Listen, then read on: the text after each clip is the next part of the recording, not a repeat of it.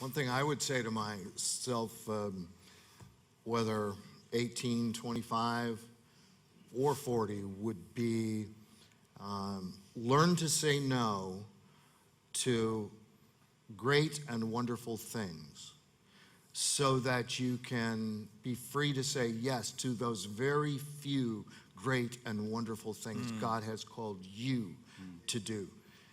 Because I was just spreading myself too thin and going everywhere and doing everything, and I realized, no, I've got a family to pour myself into. I've got a church to pour myself into, a ministry, but it's going to take different forms than what other people are wanting me to do. So the learning to say no.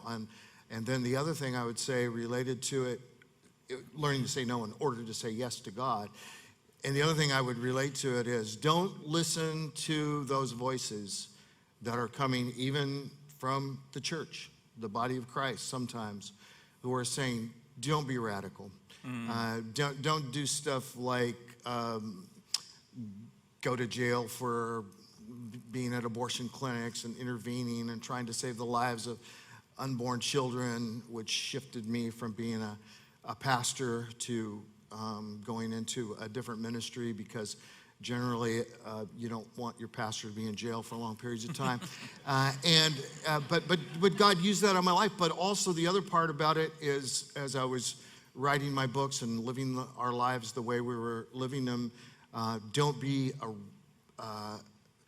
radical giver. Okay, just settle for tithing. Okay, you just don't do this above and beyond. And why don't you get to the point where once you reach the finish line of what you actually need, giving away 100% of it beyond that. Don't talk about that, because people don't want to hear that. And I go, well, I don't want to hear that.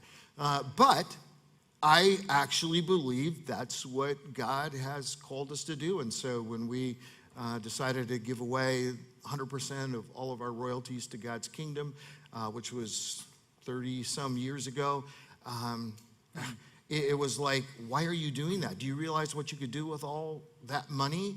Over 12 million copies of the books have sold. And I say, well, I will tell you this. There is not anything we could do with that money that would bring us more joy than what we have done with it. Why would we rob the world of the gospel and clean water and everything else that money has gone into, and rob ourselves of the joy and rob God of the glory? This is the life we've chosen, and it's a wonderful life.